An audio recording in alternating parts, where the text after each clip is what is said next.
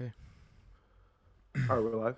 I think so. So let me pull it up on my phone just so I can see Oh, chat. Or no, here I might pull it up on my computer. the heck? Why am I laggy? I think we're. I think we're good. Yeah, we're good. We're on. Oh, okay. Audio's working and stuff. Awesome. So, you guys can start. All right, Um, so pretty much, I bet our audience probably already knows us. If you don't, our socials are on the side up here. But we have our guest on Vitali. Vitali, thank you for joining. How are Um, you? it's good Doing to have good. you on. I'm doing great. Tell us a little bit about yourself, though. Tell the audience about Um, yourself. I started posting Linux, open source, privacy related content when I was bedridden from a heart condition like last year. And so I was mega chud maxing in my bed.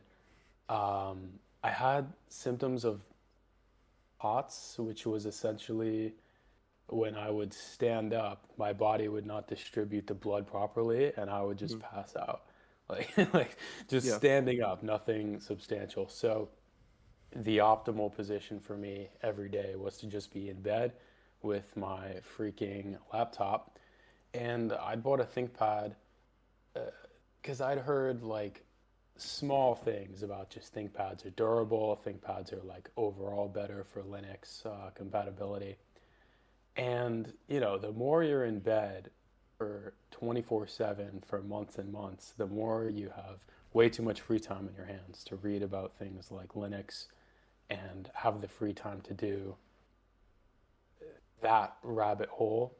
And so I just started sharing online like what I was learning and doing. And it started to pick up because I thought I was having completely normal thoughts about wanting to like, why doesn't anybody build their own cellular towers or why doesn't anybody learn to do these things that are clearly done because we have cellular towers outside.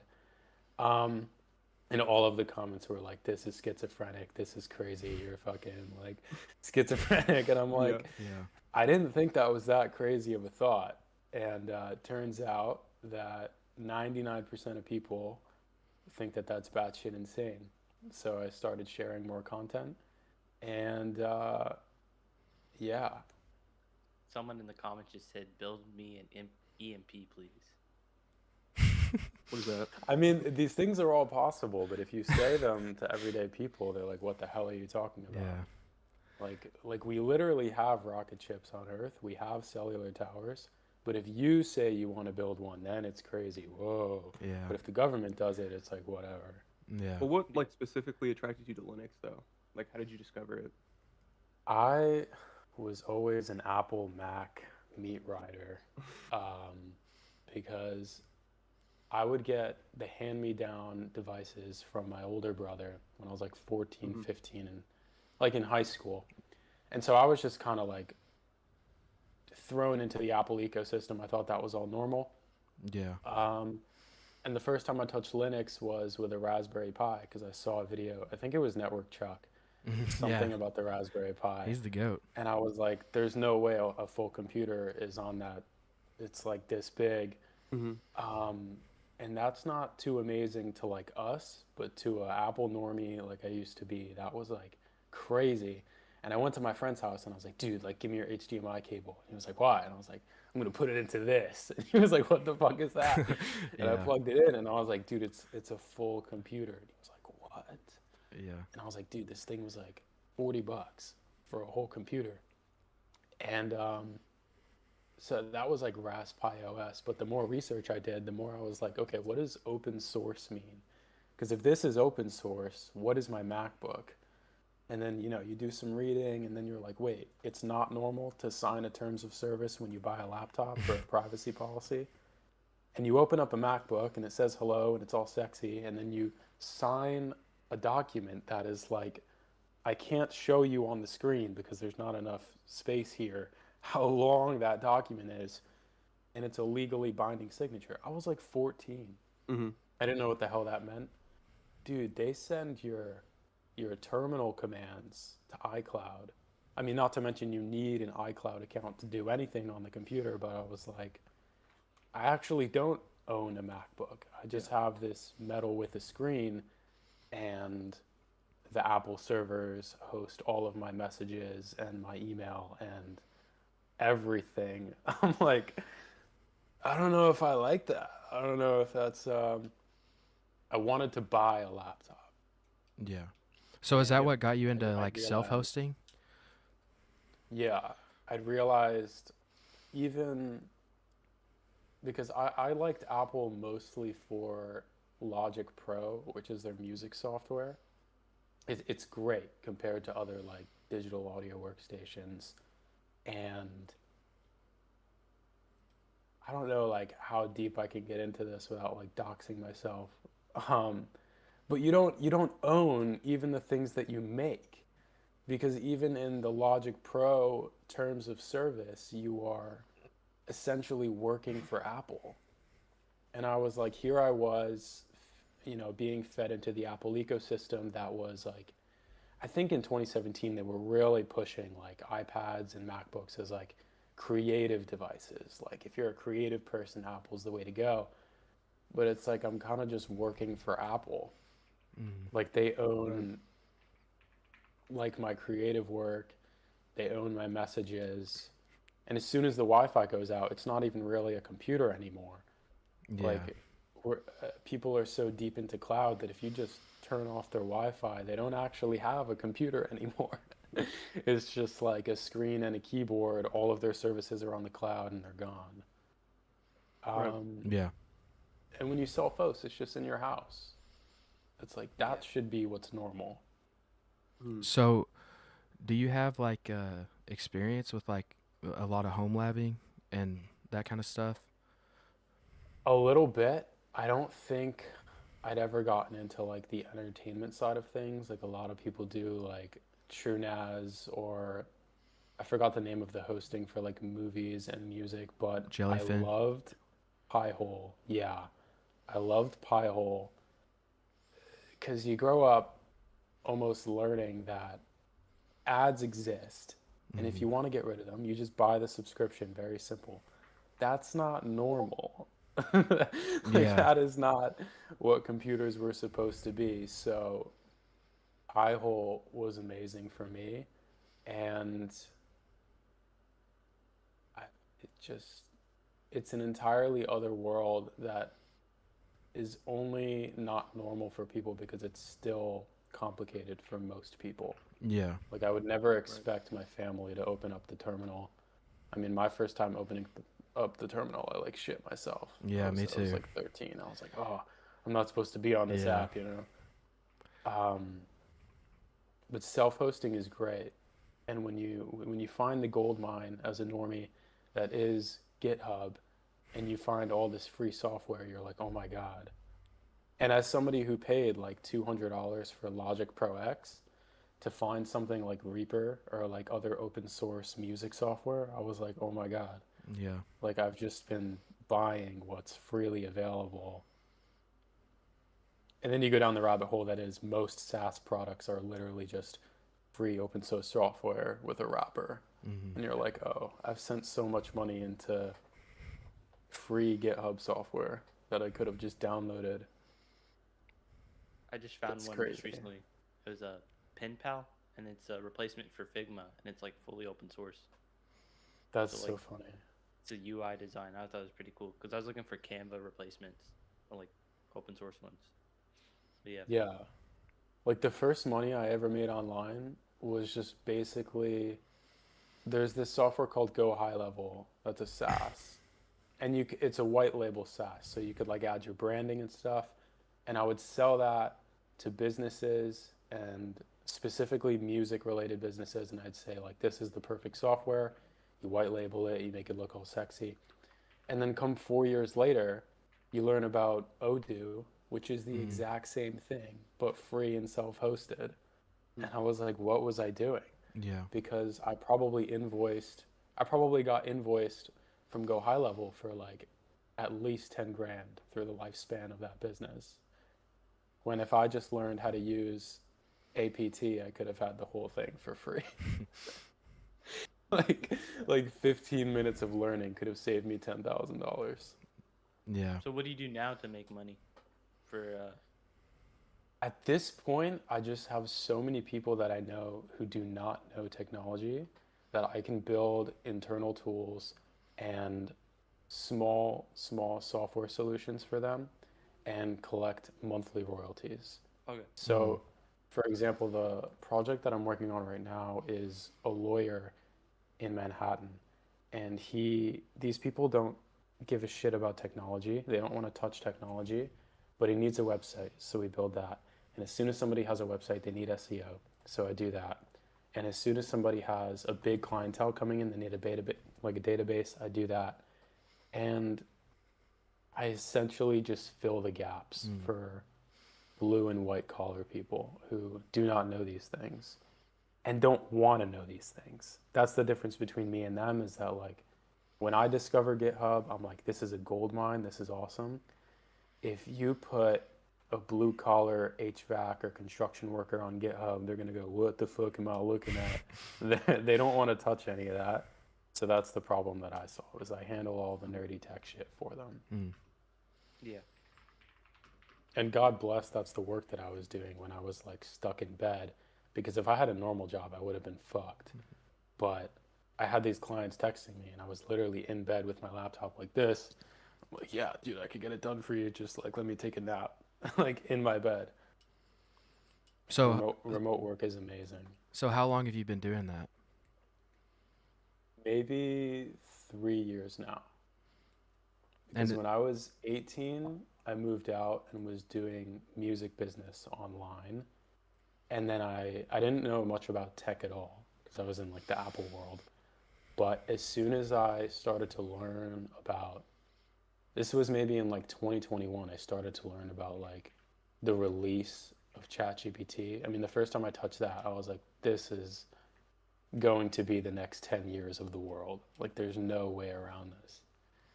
I knew people who were trying to gatekeep ChatGPT.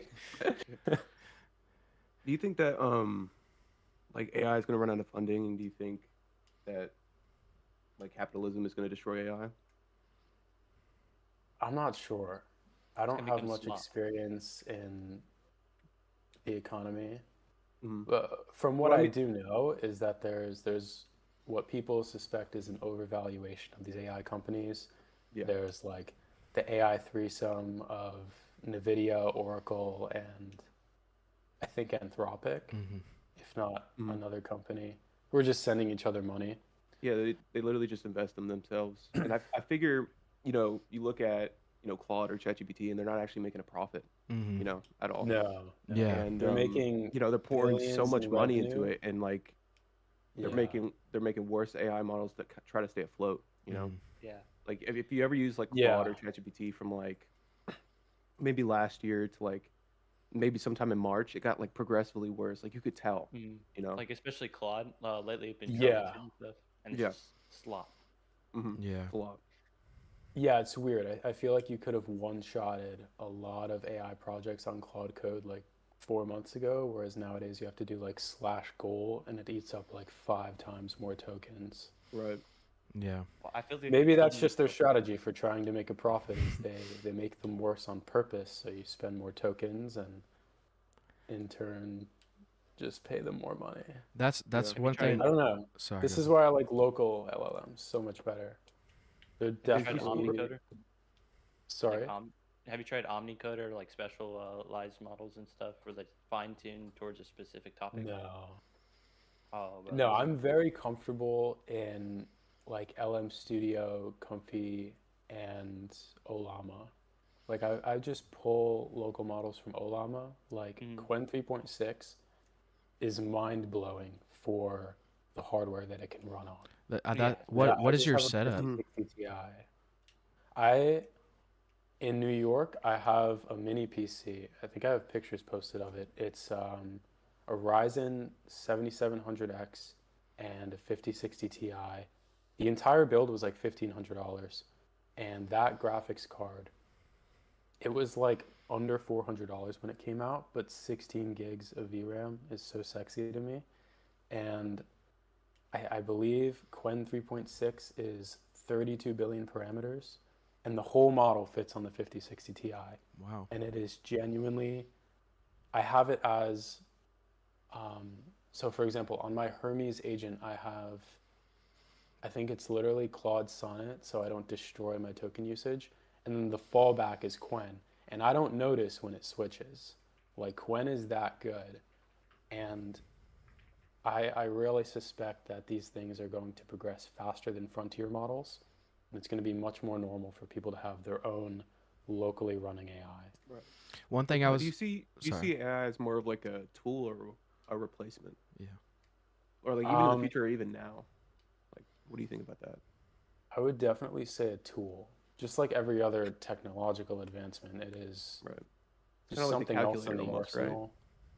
Yeah, you know, Right. there were, I mean, we have to remember that in, I believe it was like literally the 60s or the Mm. 70s, there was a job role called computer. Like, you could apply to a bank for the role of computer, and you would sit in a room at a desk with multiplication tables and just do math for these accounting firms and banks.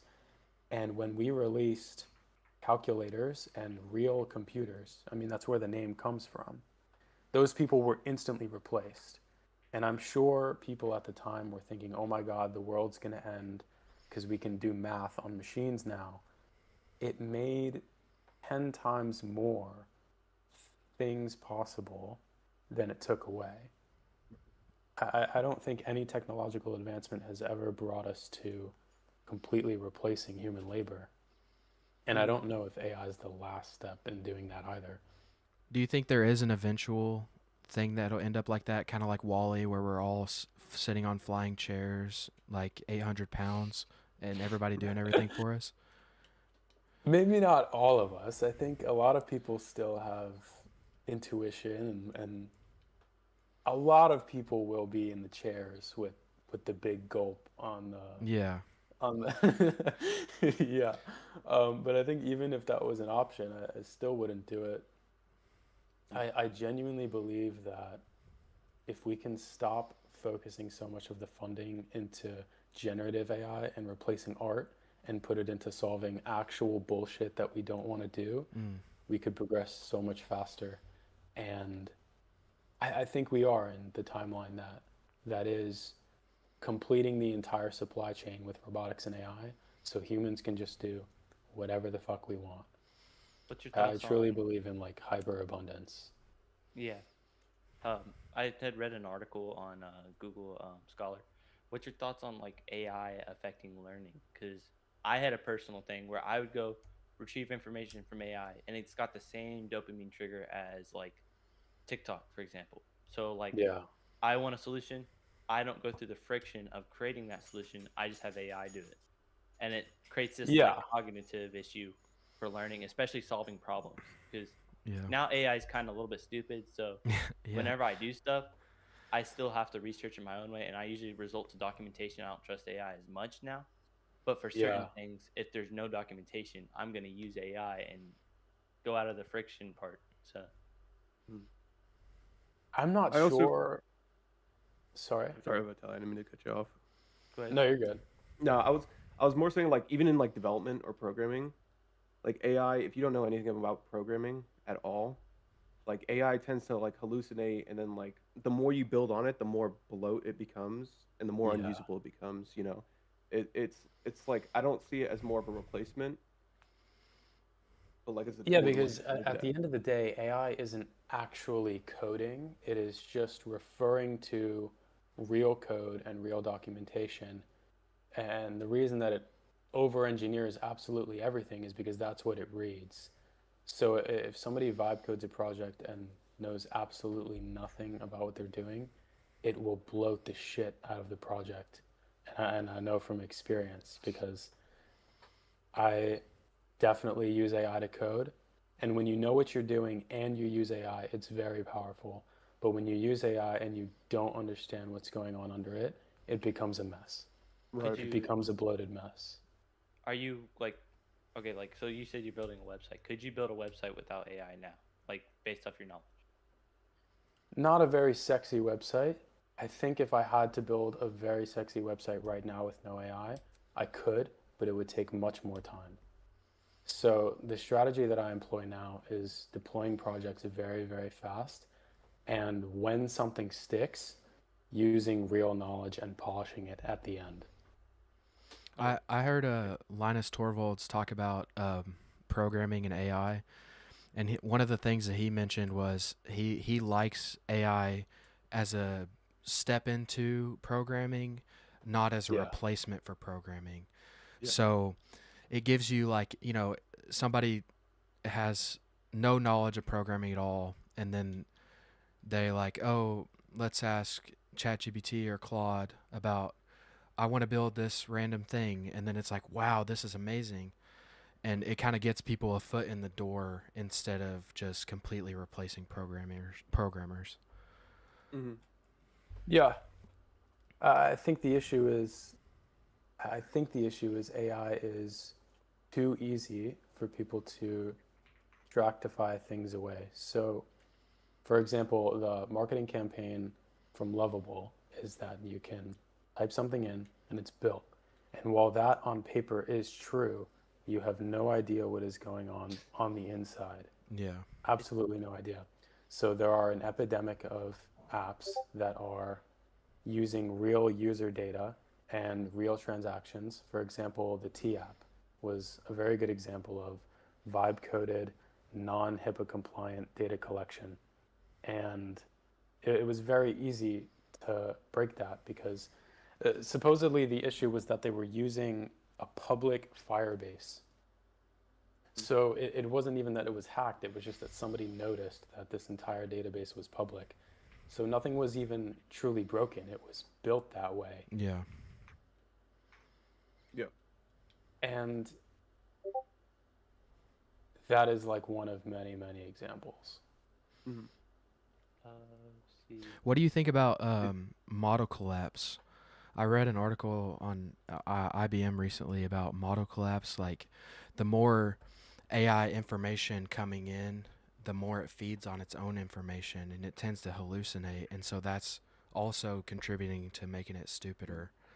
And I've heard a Do you lot about. mean Sorry, go ahead.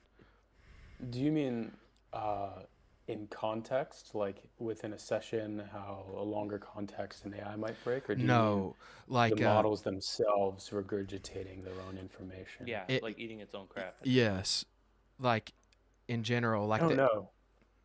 even I saw something recently that, like, even in textbooks they'll be like, they'll forget to remove an AI annotation, and like even in Let me know textbooks if you they're need using it. anything else. Yeah, I saw it was exactly that, and that's That's great. and it's stuff like that. Like, I've heard that is contributing to making it stupider because it's feeding on its own BS information. And Yeah. do you think that could end Yeah, up Real being quick. a problem? it's not my problem to solve, but I do imagine that it's one of the bigger issues they're facing. I mean, we see companies like Meta trying to mitigate this because all of these companies have their own pool of data, usually proprietary. Like for example, Meta just raised up the end-to-end encryption on the Instagram DMs. So all of the Instagram DMs now are using, I mean, this was very predictable. They're going to use this to train their data. But for example, they also train on all of the posts for generative AI. So they're incentivized to give you a toggle that says generated by AI. They don't really care for the consumer to know that something is AI generated as much as they want you to tell them if the content that you're uploading is AI generated so that they can exempt it from training in their models.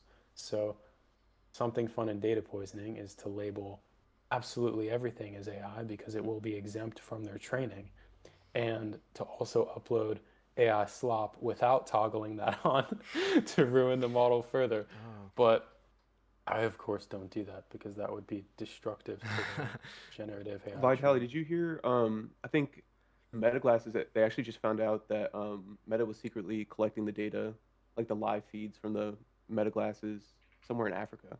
I think, if I'm Yeah, looking at it. I don't think it was Africa, but It was somewhere. I I know. had meta glasses for around 6 months in maybe like 2023. If I had a database of everything I saw in my meta glasses, I don't like that. I don't like that. I definitely took a shit with the meta glasses on. And I had a mirror in that apartment. So they definitely saw me taking a shit at least once. I don't like that. Yeah. Yeah. What's your on the poisoning stuff for your? I haven't looked at your browser thing in like a minute. It's been a minute.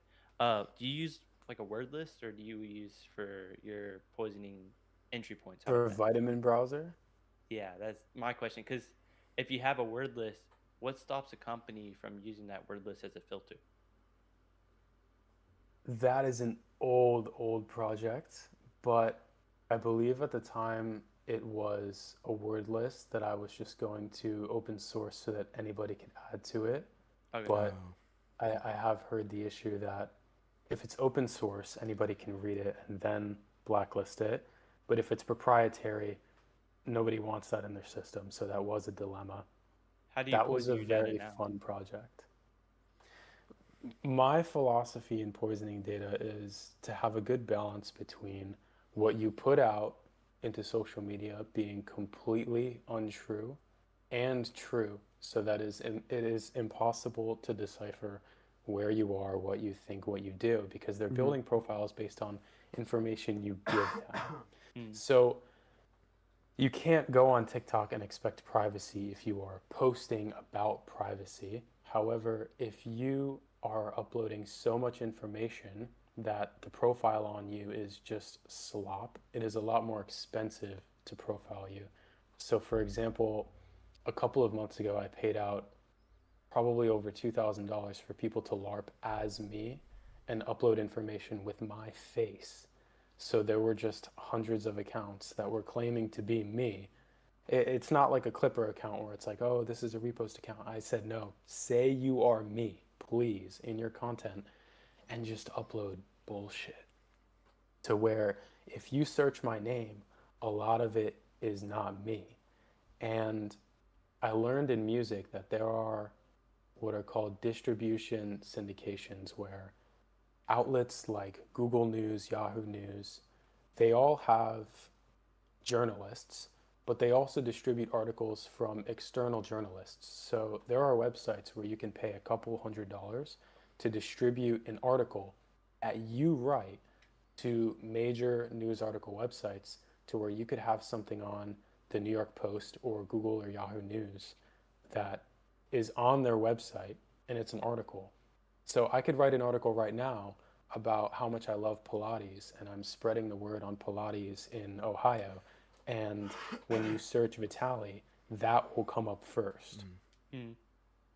Yeah. And that is a lot more fun, I think, than the existing philosophy of hiding and what a lot of the people on TikTok consider like OPSEC, without getting too deep into the fact that nobody understands a threat model. But Mm. people on TikTok are thinking that like maximum OPSEC is the distro that you use, and Yeah. then the information that they do upload is still completely accurate to their real profile. It's like Hmm. doesn't even matter. Do Yep. you, do On you like the think that? privacy. Sorry, go ahead. Good. Do you think that privacy is a real thing? Like, do you think there really is an idea of privacy? I think not in the way that people expect, where you can like put on a black hoodie and Hmm. open up Cubes OS and use the internet. Um, like for example, I believe that privacy nowadays is mostly in the hands of open source intelligence, because at the end of the day, these companies that want to sell you things, or for example, if you are an actual member of a list on a government list, like for example, the I believe it's Gotham that is the contract between Palantir and the U.S. government, specifically ICE. If you are on that list, I don't believe that OPSEC is going to save you. I don't. I believe that blending in is going to save you much more than hiding. Think of it this way. If the world is a giant party, okay? The internet is a giant party. It is all of these computers. Sorry. What? Somebody's in the comment section, bro. Dude, the comments are kind of like Yeah, that's making me laugh. what Some they're dude said- cracking me I don't up. Some have- dude, I keep some, trying not to some dude laugh. said, Yeah. some dude like, said, "Bro, let's start a podcast." they want me to say. They want me to say, Bitcoin. You're safe now. Okay. Somebody has a Okay. bet on Pumped Off Fun, I think. They were Wait, trying to this guy's- bet. They're betting on me saying Bitcoin. On Cal in the comments. Sheet, you would say Dude, Bitcoin. my mom is kind of homeless. Please do it. I need it. Yeah, Because because y'all keep almost cracking up, and it's making me Golly. crack up. No. They're This is blowing up why my Don't notifications. have the bro. comments on. Here, let's talk about some of the comments. Let's read through the comments real quick. Oh, Sure. one of my friends just messaged. He said, "You're quite intelligent, Vitali." He said he's not LARPing, so that's a compliment. No, I am LARPing. I don't know anything about Linux or any of this stuff. I actually just read a paper right before the call. I don't know any of this stuff. You got those AI things that give you saying that answers. you're LARPing, or saying that you're LARPing is not LARPing. You know. Yeah, LARPing is good now.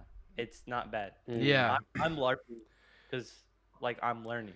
yeah. So- That was the point. Is But like that's not LARPing. That's literally you are learning. LARPing But is to act like to acting become. as if I you're watched this doing speech- Yeah, something. it was like satire. There's almost. this TED talk on acting like what you are or like what you want to become, and then you become that. Yeah. So it's no longer LARPing, and then you LARP the next thing. So let's say I Yes. want to become a doctor. I'm gonna act like a doctor by learning how to be a doctor. I think we're just losing the plot on the term manifestation at this point. It's manifestation, but under But- a Because different LARP alias. is when you are deliberately acting without knowing. Well, you don't know. What you're describing is real. It's not LARPing. Yeah. It- Like LARPing are the people in Brickell, Miami with a fake Phantom app that shows $1 million in crypto. Like that's LARPing. With like the rented Maybach that like bounces and shit. Yeah. Bro, the comments are frightening me. Bro, Socrates, Plato, Socrates, Plato, Aristotle. Aristotle. Maybe I should read these. Oh. I have it on my Man, second monitor. There's Pac-Man, I see. Cybow, offset count. Bro, how many viewers do we have? Well, we have 30. Dude, 30. At some point, we had like 41 people. Oh wow. This is the most, yeah. But I was like, The Knights at the Round Table. okay, I guess this is a genuine question. I saw your video because it got sent to me, the Intel ME video. Okay. Yeah. What's your thoughts on Intel ME, and do you think it's actually really an issue? I've just gone down this rabbit hole with Andre Tech, who has been a good friend of mine for a couple of months. But we just met up last week in Miami for the first time. And he walked me through, because I've heard of Intel Management Engine, I'm but I was sorry, not I'm at all sorry. convinced. Like I'd never seen real evidence that this was a real vulnerability or that it Yeah. could be a backdoor. Yeah. I've never, Grab walking. I've heard it, and people will say, "Oh, you know, nobody's safe because IME exists." And I try to filter out noise, but he walked me through the real articles and research of it being proven of being an open backdoor on all older Intel computers, like especially I believe it's the V Pro series. Yeah, And that's what I he have. showed me. We popped open the back of my ThinkPad, and he was like, "You have the exact model that has Intel Management Engine and can be disabled. Why haven't you done this?" And I was like, I don't know. Like, how many people are ripping open the back of their ThinkPad every day and looking at this chip? I also didn't have Pico and SOIC8 clips lying around, but Yeah. he does. So I we- mine, bro. I got a Pico right here, but mine's a T490. that's awesome. But the V Pro model, so like the vulnerability, the I think it's 2017, which is like a 9-year-old vulnerability. That's specifically The for V Pro model. vulnerability. Yeah, Yeah. it's for AMT. So like, I can't Libre boot mine, but what I can do is disable Intel AMT, which is on Yeah. top of Intel ME. So Intel ME is like inside regular chips.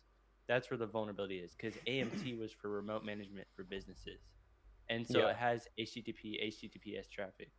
So that's why it had its vulnerability. It's been patched in newer versions, but Like Well, the he's vulnerability has been patched, but what that means is they just yeah, pushed more proprietary code under my kernel. mhm, I don't want anything living under my operating pretty system much. that I can't Yeah. read.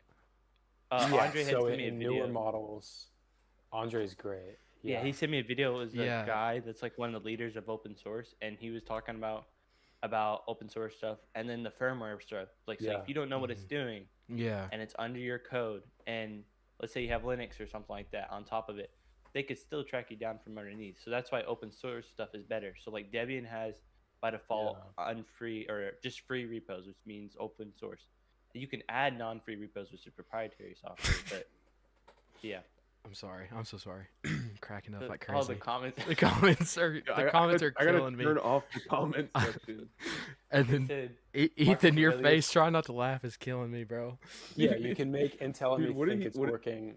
That's what we Yeah. did in the most recent because people pointed out that you could only Libre boot older ThinkPad devices, Mm-hmm. but Mhm. on newer ones, there's what's called the hap-bit, which is literally, I don't remember if it's like a JSON config or like YAML, but you literally flip one bit that just destroys its ability to be a backdoor. Because we can't Mhm. prove that the NSA has used this, but just the fact that they could is what I don't like. You know, like I don't purposely leave my bathroom window open. It's like, oh, nobody's looked through your window before. I don't want them to be able to, so I'd rather just put up a curtain. So, your philosophy It's is. also Sorry, go ahead. sorry, Linux. So pretty much you're saying.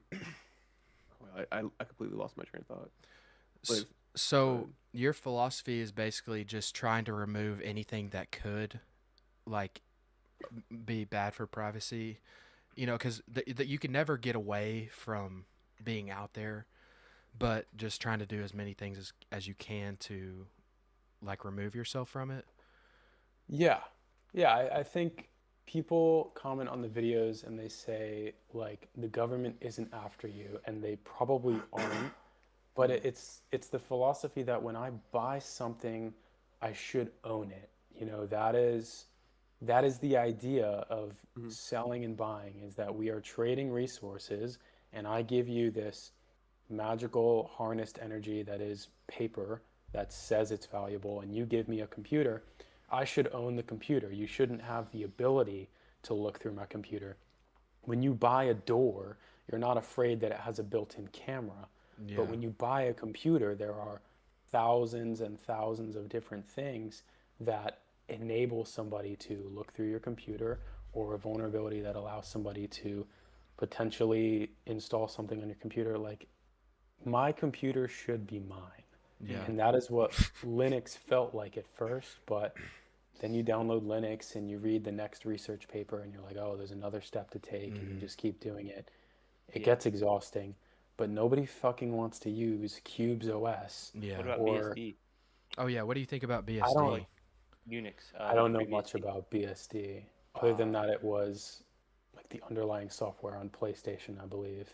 FreeBSD, and like macOS. if it had Steam, like native, because I do play games, I would Right. be using FreeBSD because a lot of open source software works, like Blender, Mm. good NVIDIA support, Yeah. Kden Live, all this stuff works. It's just a license. They call it. I'm not gonna say the word because we're on live, but because someone could take the BSD code and then make it their own and make it proprietary. Why can't you say it? I'm not Is it gonna. like a That's not bad gonna work. word? It's the CUCK word. Oh. Oh yeah. Yeah. Yeah. So they call it that license Okay. because it's just Got someone it. could go and take their code and then make it their own. But like FreeBSD, NetBSD have better open source, I guess, philosophies than Linux. It's just impractical for like a daily driver if you're a power user. So like I could use all my open source apps, but I can't use like Discord or Steam, which I require on my software Mm. or my stack, I guess. Yeah, I haven't explored too deep into the distro world, only because you know, there's an iceberg, and at the very top of the iceberg is like Ubuntu and Mint. Hmm. And I dived slightly deeper when I was like in the hospital and stuff, because I'm like, I'm gonna be in bed all day. Let me learn this shit. I did use Arch for a couple of months, and I forced myself to try and daily it. I really tried to like make it Was it aesthetic and make it work, was it Arch and it install or just manual?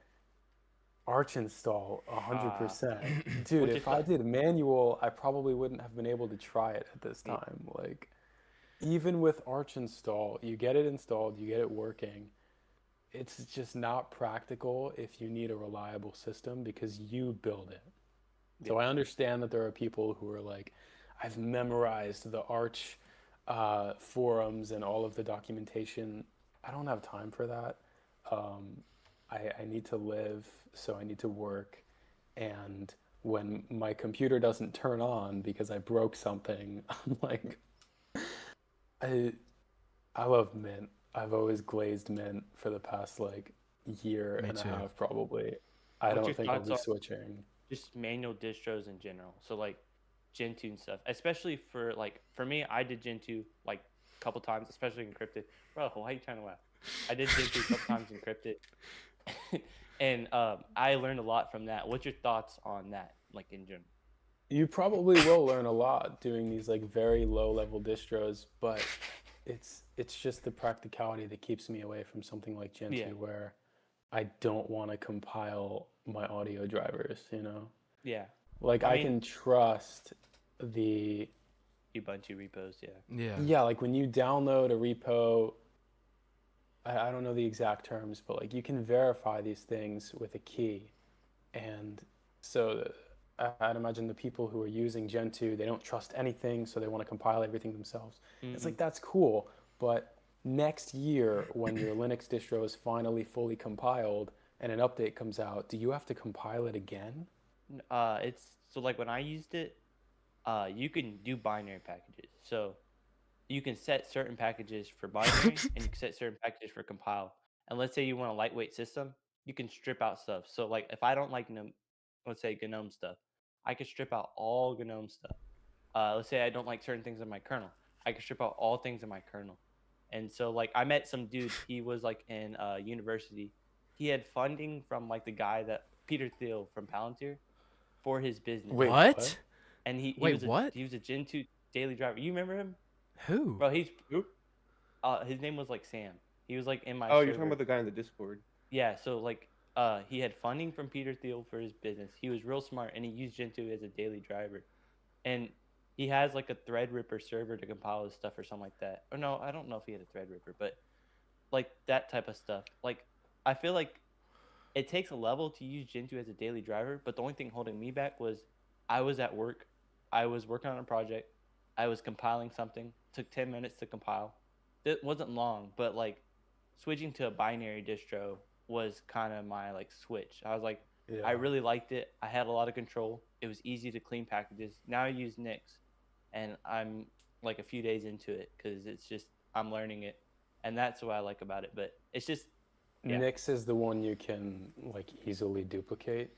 yeah, and the config files, so it's easier to clean. So like you have something, you could just take out a text file, rebuild, and let's say you rebuild and it comes with the error, it won't rebuild it, so you won't have much breakage.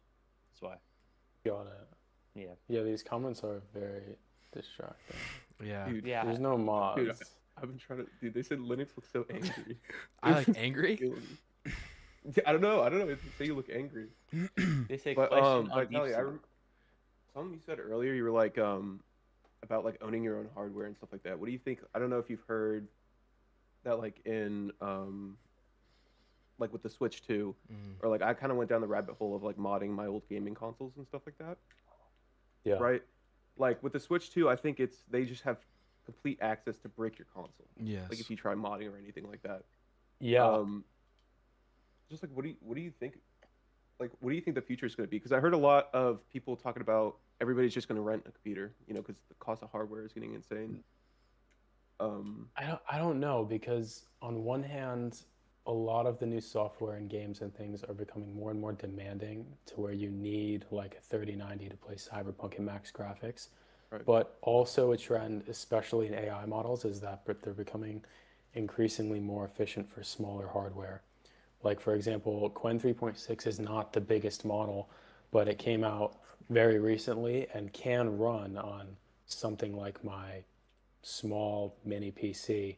Whereas a couple months ago, if you wanted to run local AI, like you needed two GPUs running like at least 32 gigs of VRAM, and that's Yeah.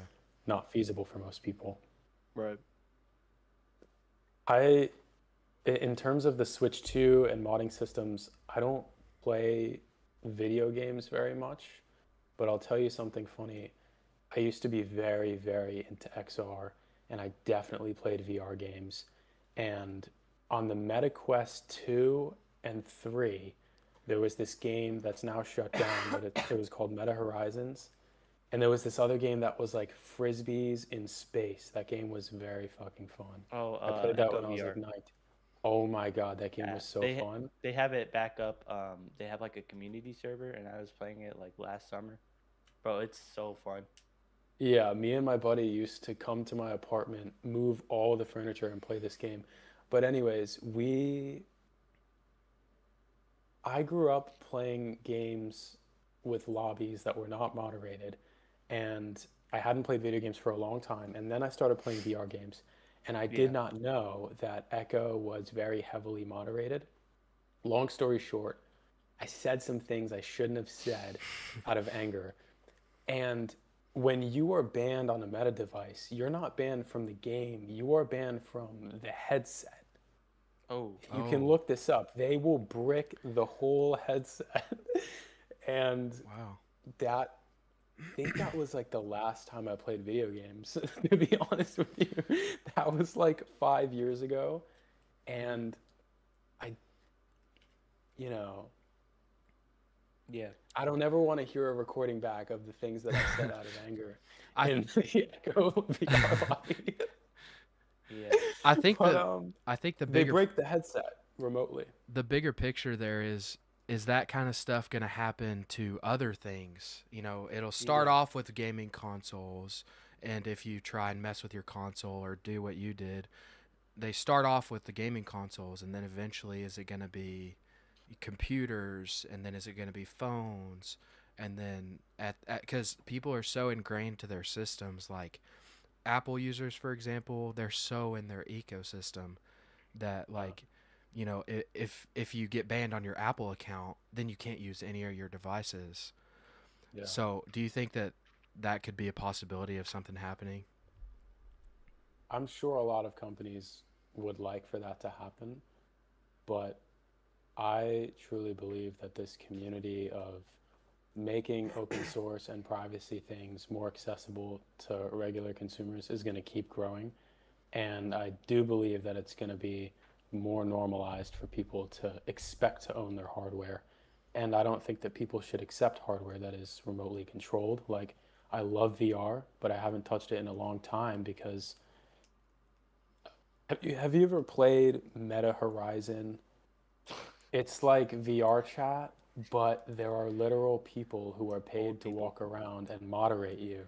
Bro, I rage baited one of them, and it's so much fun to mess with the mods, but like I got scared I was gonna get It banned. is a surreal experience. I used to play it with my friends, and like we were 18, 19, like teenagers, and we'd play this game and we'd fuck around in like public lobbies. When an adult walks up to you and points their finger at you and you fucking vanish and you can't play the game anymore, that is like, I can't describe to you that feeling. That's not normal, and I could Yeah. No. totally see why that game shut down. Like, it was just full of these millennial workers whose job it was to just vibe kill all day. And they would, Seriously. I used to talk to them and they'd be like, yeah, like, I've got head strap marks on my head. I'm like, this is your job? Like, Yeah. Wow. you just Weirdest follow avatar kids suit. around and like, don't swear. I'm like, dude, get out of my face. I had a friend that had a meta class in college. He had a Oh, class over meta and like the metaverse and stuff, and they in class they had to buy like a quest, and in for the class they had to like learn about Roblox, and like they talked about the Fortnite Travis Scott concert when that came out. It was like, Yeah. how is this like how what does this have to do with anything? Like Bro, it where do you was go to school? no, it was one of my friends older brother. Oh. I deeply believe in a future that is ingrained, or at least very openly accepting of XR and Web3 as a whole, but it has to be done right. I don't Yeah. think Meta is going to do it right. I think they tried, to the tune of $20 billion in funding. I think they've tried and it doesn't do well. If you guys have ever looked at, I have a portfolio website that is literally just all of my hobby projects in one, and they're only accessible by this 3D world that you have to walk through. Here, what's the link to that? I'll show I've it been the on it. stream I real know what you're quick. talking It's about. it's vitalinux.com, and Alright. it's a mess. And it's a mess because I just throw all of the projects What's the link that to? I I'll do. show it real quick. Check it out.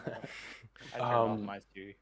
Bro. But I'm very deep in learning Web3 XR. I love that shit, but We it need has to be XR done on Linux. right. We need XR on Linux to work with Steam, bro. We do. I gotta start experimenting with it because Oculus doesn't have a native Steam client, and I don't know if Steam OS or just Steam in general supports OpenXR by default. So Not seriously. sure. Here, I Linux. got the opportunity to experiment with Vitcher glasses last month, and they were very, very fun. Like just regular looking glasses you put on your face that extend your monitor. And then there were these open source programs you could download that let you use them as a VR headset. And I thought, wow, you can use VR without being spied on, without some millennial vanquishing the atoms from under your skin. Yeah. I'm like, this is what I want. I love XR, but it's not been done right before. yeah, Did you spin relentlessly the ring? Yeah, I did. I No, did like, that is too. cool. It's like a PS2. It's that's exactly what it was inspired by. It's the PS2 this memory is sick. screen. I grew up with Um, that. Where do you want me to go first? What should we try? Do the game, the little The game one? controller. Yeah, I open up these little. Oh, you do have to log in, yeah. Oh no. You don't, yeah, you don't have to do the Oh. onboarding process, but we had too Here, many people at once, so I made it Oh. login only. How do I? Just make sure you don't like show your Close the email. close at the bottom right. Yeah. oh. Here, let me end my stream real quick. Okay. Yeah, don't Here, dox yourself. Yeah. I need a public contact email. Yeah, it used to be that anybody could just log in and use it, but I have no concept of concurrency in 3D video games. I'm very new to 3D as a whole, so I made it login only so that the server would not crash every single day. Yeah. So you could essentially just walk around and it's just a bunch of bullshit. There's a file cabinet that is like a mini file system you can open. There are like these little characters you can talk to that I wrote scripts for. And then there are these portals that you could walk through that Who's are... Max? Sorry? I'm doing it on my phone and Max is showing up. Yeah, there's a little onboarding that was inspired by Max Headroom. If you've ever watched the old... Yeah, I love that character. Yeah. My Okay. mom showed me him growing up, and I thought he was badass. And then you Yeah. learn that he's like not.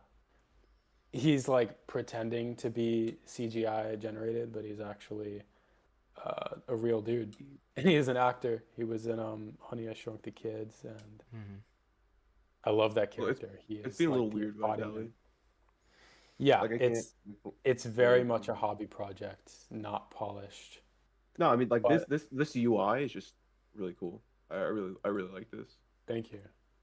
Yeah, I saw that not that long ago. I thought it was really cool. Yeah, so what I'd like to do is this website is my portfolio that I show to my clients. So if you go into projects, it shows like the different things I've worked on. And I want to give people the option to view it as a static website, like boring 2D static website, or be able to explore the projects that I've built in VR, because that to me is a lot more fun. Yeah. Mhm. And I want to normalize that because I think when somebody looks at my website, they're like, whoa, this is crazy. I don't think it should be crazy. I think we should try to blend technology and the world, to not have screens and keyboards and wires everywhere, but to have some kind of synergy where it feels natural to use technology. Yeah. Right. Um, if you if somebody was freshly getting into cybersecurity, what do you think would be your best advice, like general advice? I am by no means a cybersecurity expert, Or just any, but like, digital security, like online. people need to learn the concept of a threat model and to not over romanticize the word OPSEC and think that it's just a range from like 0 to 100 OPSEC. Like there is, the threat model is the context, very vital context. Most people are not Edward Snowden. Like you should not run to a rival country that is Russia for OPSEC, because there are people who genuinely believe that they should daily drive cubes and like run OpenWRT, and I'm like, you're using a bazooka on a bunny. You don't need to do that. Um, you could get away with like a small pistol to go hunting. You don't need a fucking bazooka. Yeah. What are you trying to be private from? I personally just don't want a federal agent looking through my window while I change. And people need to ask themselves what they think privacy actually is, because there are still people who believe that privacy means you're doing something wrong, and that's just not the case. Everybody has curtains on their bedroom windows. Every time you close your curtains, are you doing something bad, or do you just have the innate human value that is privacy? I couldn't describe to you why I think privacy is valuable. I'm not a philosopher by any means, but I feel the innate human value to not be looked at when I change, or when I go to the bathroom, or people want privacy. Yeah. Otherwise, people would really love to live in a giant apartment with like 100 rooms and a shared bathroom and a shared kitchen. Like it would be much cheaper for me to look on Airbnb and get like those giant shared houses, but I value privacy, so I pay like double in Miami. Mm-hmm. But you pay for privacy, and what is privacy? I don't fucking know. Yeah. But it is an innate human value that I value, and it can be slowly withered away until there's no sign of it.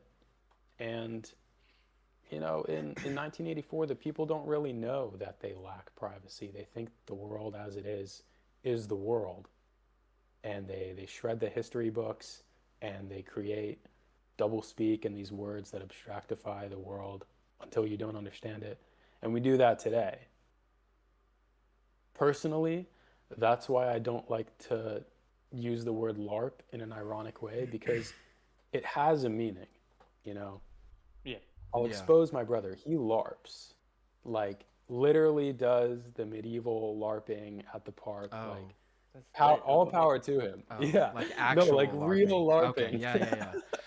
Yes, real LARPing. And if we normalize abstractifying words in the name of like small dopamine hits, in 10 years, LARPing will mean like waking up in the morning. Like, like there are real talented people that I see online, and all of the comments say LARP. And I'm like, but he's literally doing the thing. Like he's literally doing it. This is not a fake cake wallet with $1 million in Monero. Like, I don't know. I think words have meaning, and that's very important to me personally. What do you think? Did you see that recently Anthropic's kind of seen as like the good guys in AI, well, good guys, but that everybody loves Claude. But recently I saw something where Anthropic was like destroying a bunch of history books and then like scanning the books to train their models and then destroying them afterwards. Do you think that They are the ministry of truth. yeah, I I see stuff like I've that. I've not heard that. Yeah, I see stuff like that, and it scares me in a way that I think eventually history is going to be rewritten completely because everything is going to be digital, and everything digital can be changed. And Yeah. I think there is something to say with that. I think. What do you think about that kind of stuff? I loved my Kindle until I read the articles that Amazon had the ability to and did change words in the Bible version on the Kindle. Wow. Like literally removed sentences from the Bible, and you can open up certain versions. I believe it was the King James version, like this simple English King James version, where you could read, and Bibles are annotated by verse. You could literally see, like, it would be 5, 6, 7, 9. Like, hey, where did that, what did you Wow. guys do with that sentence there? And there's nothing you could do about it. And if you are remotely connected to Amazon servers and you are streaming books, you don't own the book. And now, I really used to love my Kindle because I love to read, but now I have a very heavy stack, very inconvenient heavy stack of physical books because unless the blue helmet is going to break into my house and scribble out words, I feel much safer than using a Kindle. Yeah. Yeah. Vitali, have you ever thought of jailbreaking the Kindle, and then you could like load I was about all to your say. like personal Yes. books onto it? Yeah, I've heard that you can do that, but the issue is that it's only on older versions of the Kindle firmware. And of course, I had auto update on because Right. I didn't know shit about this. But yeah, they literally pushed an update in like 2018 that prevents you from changing the software. And it's like, dude, this Kindle, like, I bought this. I own this. What the fuck do you mean you're gonna change it against my will? Like if somebody came into your room and started painting the wall purple, you'd be like, what the fuck are you doing? Right. Yeah. But when they do this on computers, people are like, oh no, it's just like a software update. I'm like, I don't want the update. Yeah. You know, I don't particularly like the new iOS update. And I got it, tested out, and I'm like, oh, everything's made of glass. That's cool. Now my battery life is like an hour shorter. I don't really want that. You can't go back. Yeah. And I look at this thing and I'm like, oh, I spend $1,500 and I don't even own it. So Like, your, is it even capitalism anymore when you Yeah. buy something and you don't own it? so what The do you think money is about valueless, the property is valueless. Yeah. What are we doing? So what do you think about piracy then? Because Yeah. I've a lot of people say that if buying isn't owning, then pirating isn't stealing. And what do you think about that notion? I think just maybe I'm completely brainwashed by like growing up American, but privacy is piracy is against the law. But the more that I think about it and the more I research, the more I'm like, no value is being lost by me That's what I'm cloning a Exactly. repository. Yeah. Have you heard of the story of Kevin Mitnick? No. He was one of the FBI most wanted. I had for my English class, I had to do a book report or an essay, and so I read his biography. Or I listened to it on Audible because I got it pretty cheap, and so I was listening to it, and he got in trouble for copying data. None of the businesses lost any money, yet they charged him money and charged him almost life in prison. Yeah. And the thing Like was, the he could have government got less. would argue that it's proprietary, so it's protected under like intellectual property, but I think these things should be still up for debate because what is intellectual property if like am I giving you guys intellectual property by telling you my ideas? Are Yeah. my thoughts open source? What does it mean to violate intellectual property? Is it like because I know something that I'm not supposed to know? Yeah. And you know that comes into like play with AI too, where they're like Yeah. taking all these creative works to like train the model and stuff like that. What's it called? Yeah. Yeah. I try not to fall down the slippery slope of the anarchist that is, what is property? There's no such thing. So I try not to research these things, but yeah, it's like the models will train off of other artists' work. We know they do that. But the artist uploaded it into the world, so it's like, I don't know. Like It's it, a gray area. when I look at a painting, the I know some real painters, and legitimately what they do is they grow up and they're inspired by other paintings, because nothing on earth is original. We all recycle our thoughts, we all filter our thoughts and then reproject them. If I go to the museum and I see the Mona Lisa and I'm inspired, and then I paint a similar painting, did I steal the Mona Lisa because I saw it? Yeah. It should be the same philosophy applied to AI, where people say, well, they're training off of data. What is the difference between an AI training off of the Mona Lisa and then using it into an inspired painting, and me doing the exact same thing with my eyes, training it in my brain, and then learning how to paint? Well, What I'm also, saying is, I do not know. Yeah. yeah, they have the copyright laws. So like in the U.S., you know, how, like different countries vary on copyright laws and stuff. So like Yeah, in the U.S., I think we might have the strictest copyright laws out of all countries. I might have to Google it to verify it, because so I was I'm doing sure it we do. like 2 years ago when I first started like home labbing and stuff. I had an old laptop. I did a Plex server, and I was backing up my movies, and I want to back up my grandparents' movies.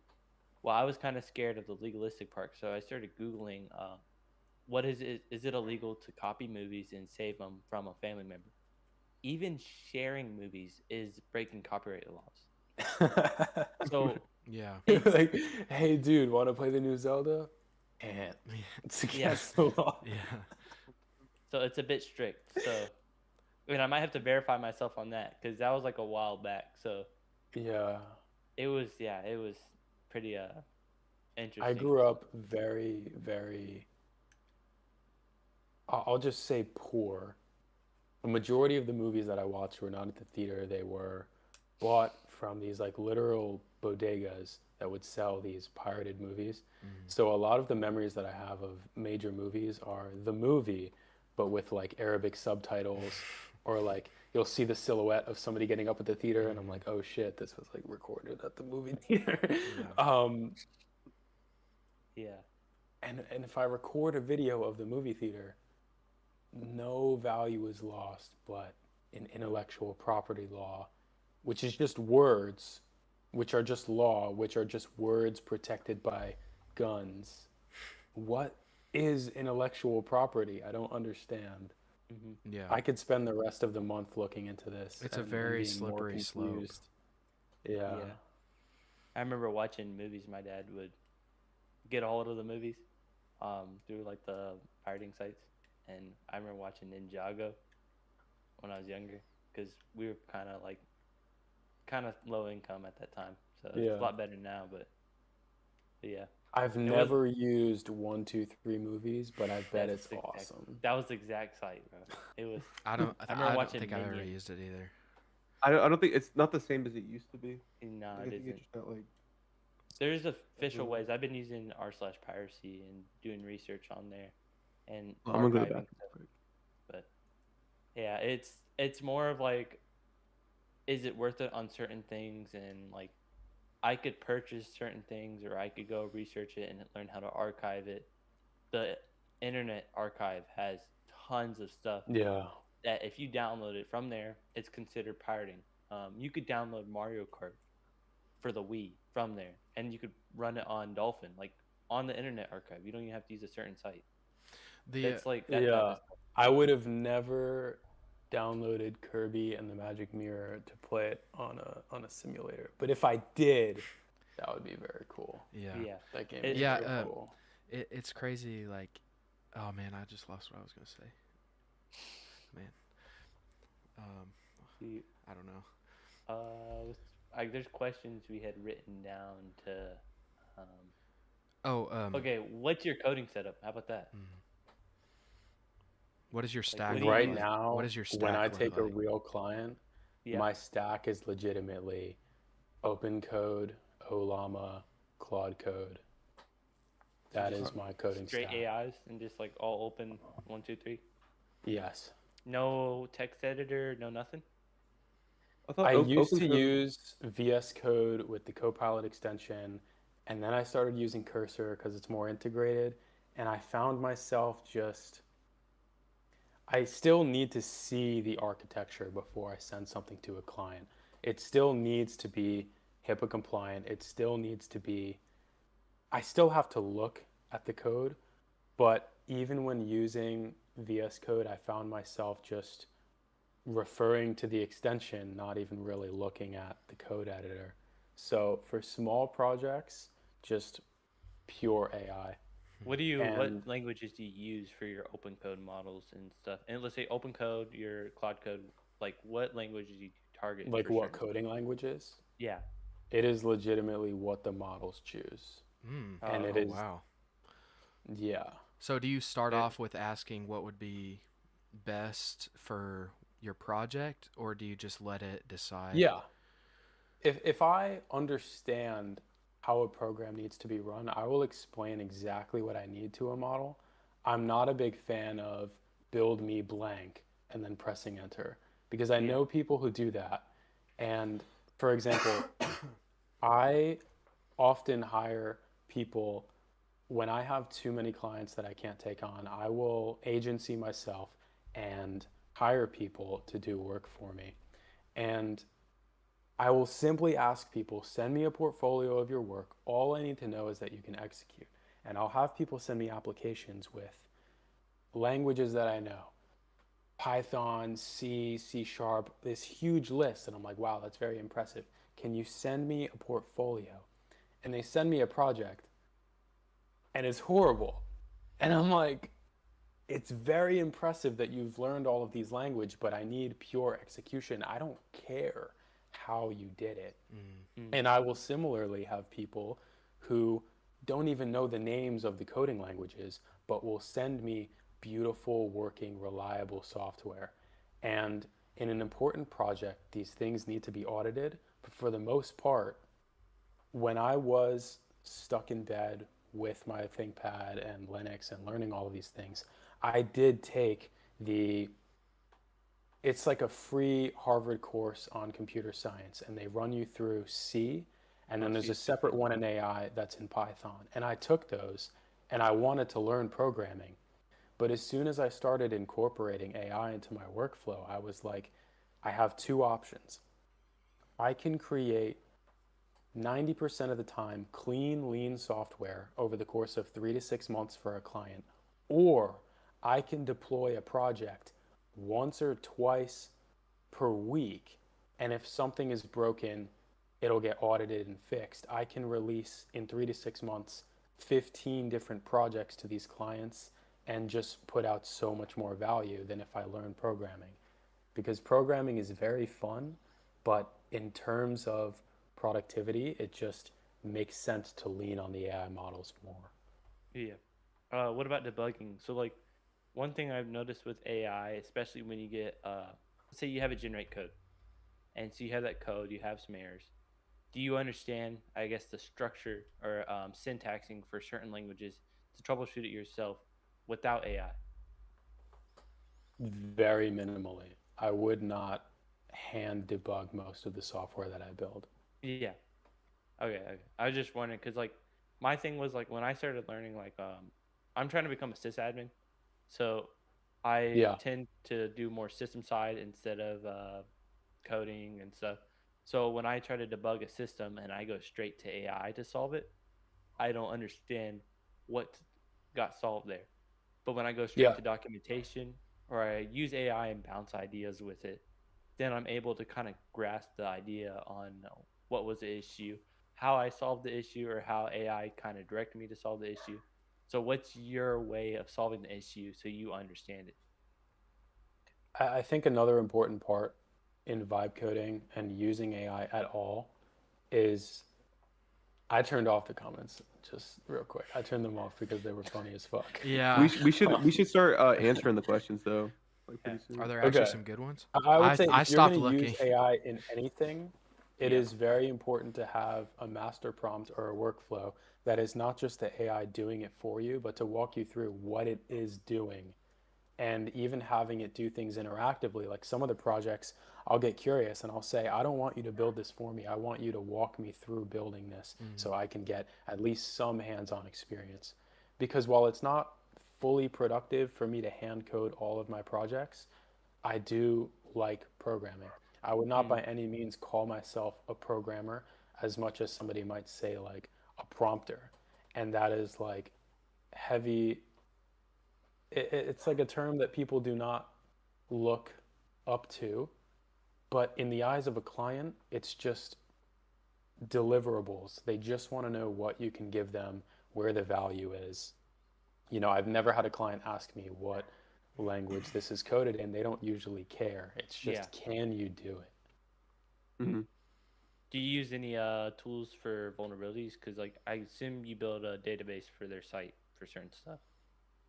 Yeah, for 99% of my projects, I won't touch a database. I will literally use Supabase, Vercel, Cloudflare. That's like my golden stack if I have to release like 3 projects in a Oh yeah. day because they're so easy to just use the API keys and set it up. And I don't have to worry very much if you know very Mm. basically how to keep Supabase secure. But a lot of the security is built into Supabase and it's just a means of, you know, Strapping it on. don't share your environment variables, don't push them into GitHub. Yeah. Bro, what are these comments? Okay. Dude, Should I'm we gonna do open these back up for a second. yeah, let's start answering questions from the viewers because I think they're starting to, they're asking to. Imagine you said, Hey, "What's a database?" go I ahead should and have said that. go ahead So and you I guys start should have start, naming poisoned yeah, my just questions. start dinner. like asking us a bunch of questions you guys would like to know. I think one guy asked us what do we think of like PewDiePie's new AI Mm. framework, Odysseus. Odysseus. Odysseus. Yeah. PewDiePie is a more in-depth vibe coder than I am. He Yes. loves to vibe code and specifically on local models. And people pointed that out on Odysseus, like the PRs. You can look at his like push history and it's like 170 pushes with no new features because it's just agents and agents and agents in a loop. And even a majority of the pull requests are just other agents like asking other agents for permission. And then Wow. they create a bug. And like this is a big trap if you're going to use AI to code, is to not give them the full permission. Like if you don't know anything that's going on, AI will fucking break it like Yeah. 99% of the time. Spake said So he ask has a a question. great project, but we could just look at the pull requests and laugh. Yeah. Yeah. Spake said that it's the question, and he was DMing me to ask it. It's a real touchy question. He says, "So why is Vitali blocking us content creators?" That's Yeah, I'll be the golden completely question. honest. It is, I have no issue with anybody online, but I have a very strict social media schedule for myself.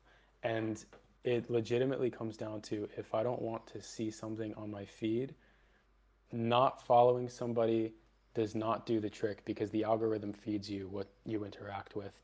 And I firmly believe, because I'll expose myself a little bit. I was studying for a couple of years to become a high clientele personal trainer.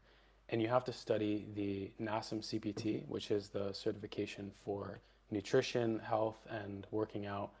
And, you know, with my condition now, I can't be as jacked as I used to be, but maybe I'll put up a post of when I was like personal training.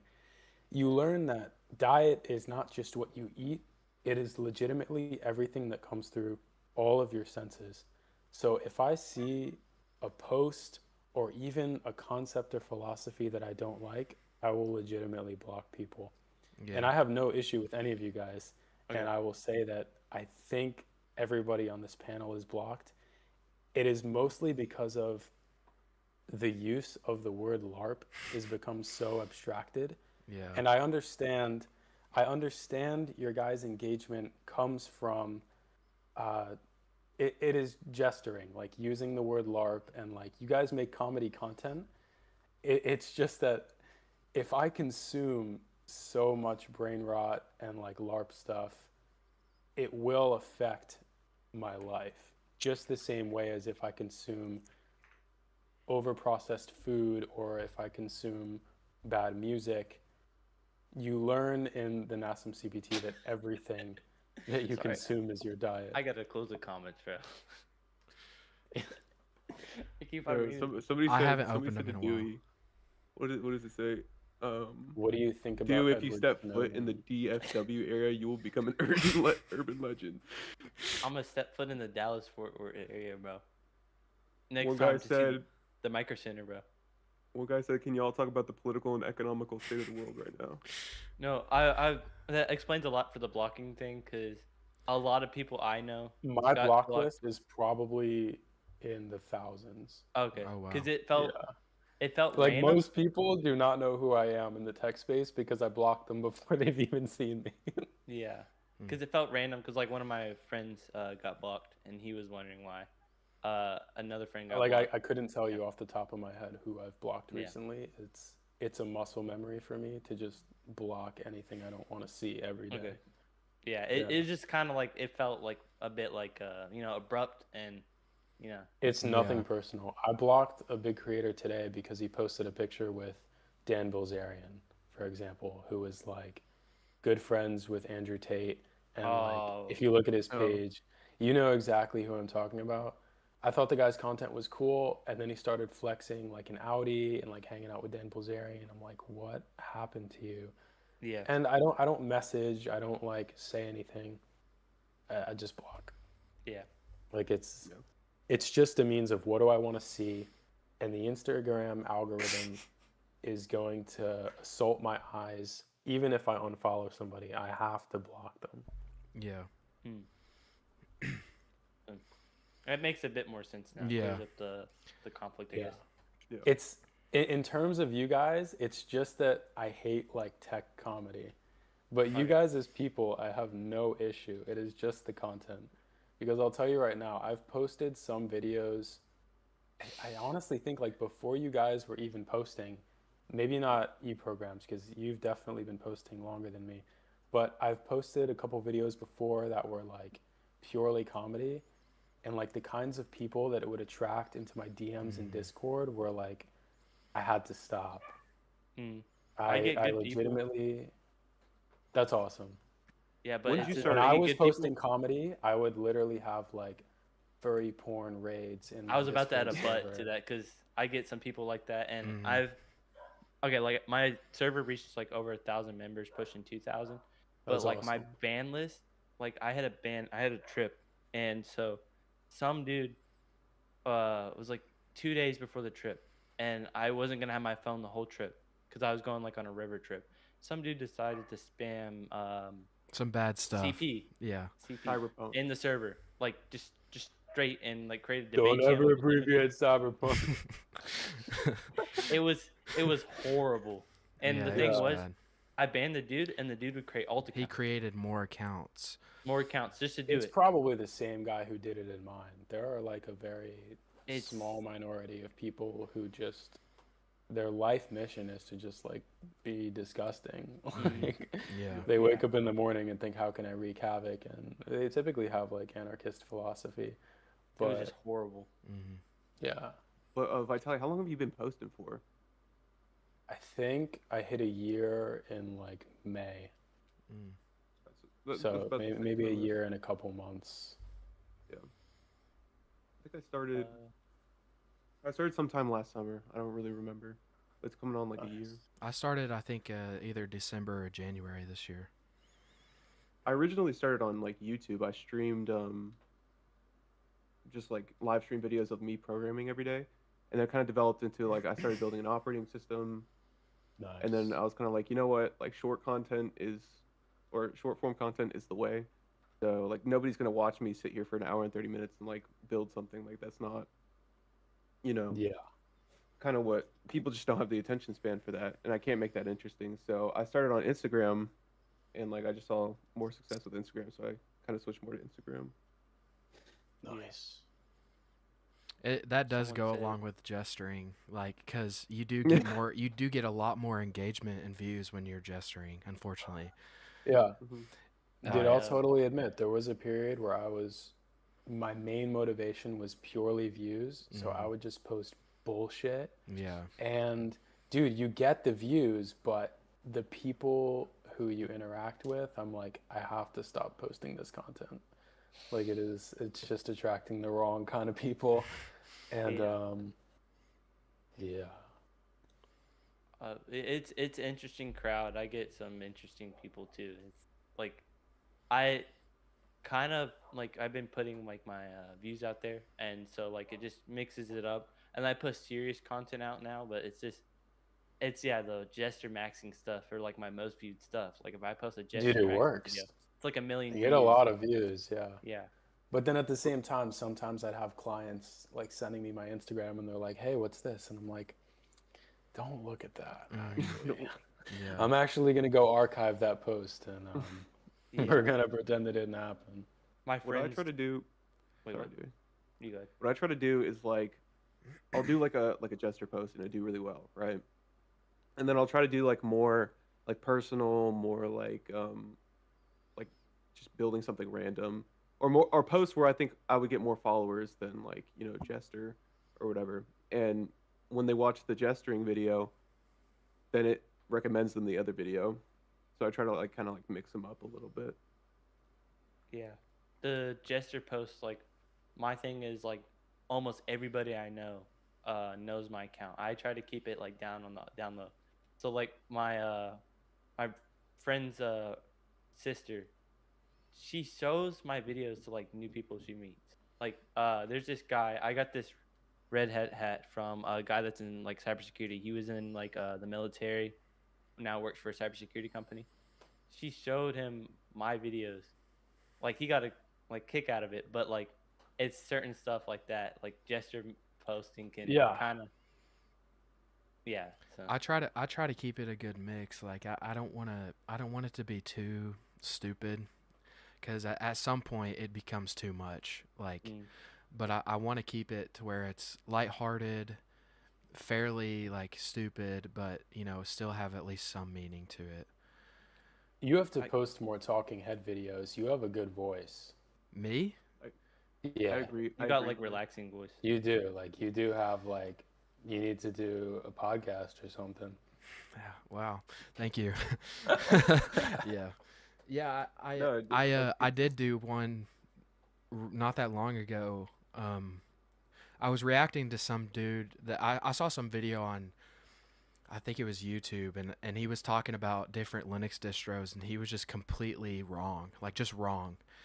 And I made a video talking about how, like, this guy has no idea what he's talking about, and that video did pretty crazy compared to the other ones. So I guess I need to do more stuff like that. Definitely. 20 plays comedy. Consistency is also a big thing.